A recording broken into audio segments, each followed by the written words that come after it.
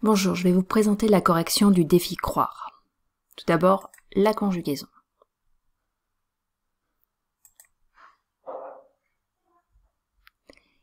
Il faut que tu me crois, donc subjonctif présent, terminaison ES.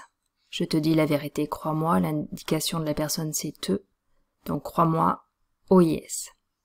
Nous ne l'avions pas cru, plus que parfait.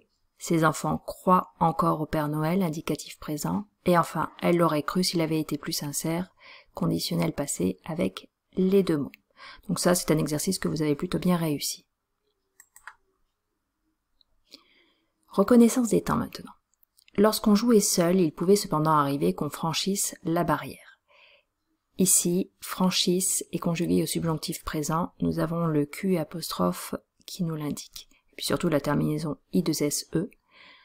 Si ça avait été de l'indicatif présent, on aurait eu « on franchit la barrière ». Ne vous inquiétez, de tous sans raison. Ici, c'est de l'indicatif imparfait, c'est la terminaison IEZ qui nous l'indique.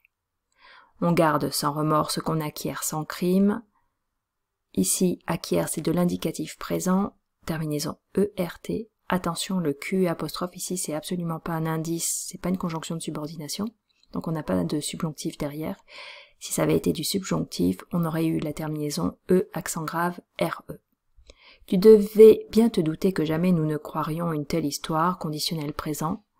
On le vérifie, radical du futur, terminaison de l'imparfait. Enfin, nous manions l'équerre, le tire-ligne et le pinceau sans méthode à notre fantaisie. Alors là, il n'y avait pas de faute d'orthographe, certains d'entre vous l'ont corrigé, mais il y avait bien les deux i. Le premier i appartient au radical, la partie jaune, et le second i appartient à la terminaison de l'imparfait.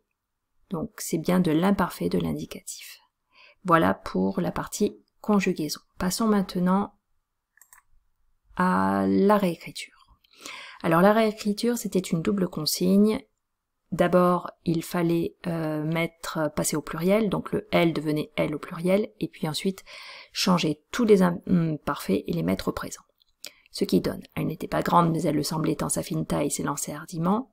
Elles ne sont pas grandes, mais elles le semblent, tant leur fine taille s'élance hardiment. Alors, dans cette première transformation, on a considéré que chacune d'entre elles avait une et une seule taille fine.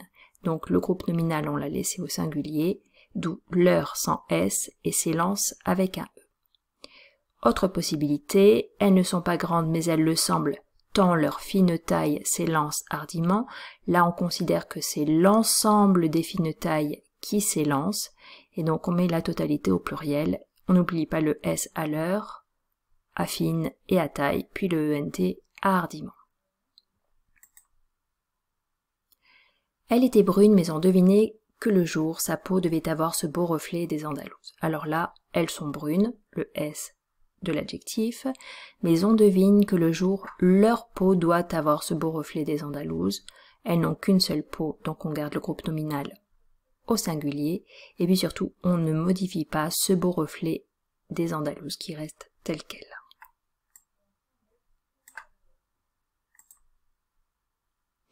Son petit pied aussi était andalou, car il était tout ensemble à l'étroit et à l'aise dans sa gracieuse chaussure. Alors, là, Victor Hugo a fait le choix de mettre le groupe nominal au singulier, bien que son héroïne ait bien deux pieds, elle n'est pas unijambiste.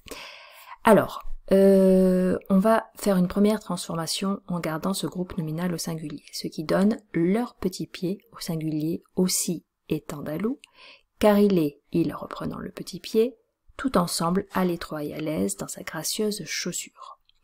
Tout ensemble ici, ce sont deux adverbes, ils restent donc invariables. Ça, c'est la première transformation.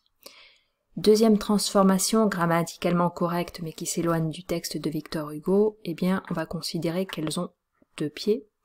Leurs petits pieds au pluriel aussi sont andalous, avec un S à andalou, l'adjectif, car ils sont tout ensemble à l'étroit et à l'aise dans leurs gracieuses chaussures. Alors, pour leurs gracieuses chaussures, deux possibilités, soit on considère l'ensemble des chaussures, soit on considère que chaque pied n'en a qu'une, et donc on met le groupe nominal au singulier. Elle dansait, elle tournait, elle tourbillonnait sur un vieux tapis de Perse jeté négligemment sous ses pieds, ça donne. elle danse ENT, elle tourne ENT, elle tourbillonne ENT, sur un vieux tapis de Perse jeté négligemment sous leurs pieds. Alors qu'est-ce qui est jeté négligemment? C'est le vieux tapis de Perse, donc pas de modification à jeter. Leurs pieds, eh bien on change de déterminant possessif, c'était ses pieds au pluriel, on met leurs pieds au pluriel. Enfin,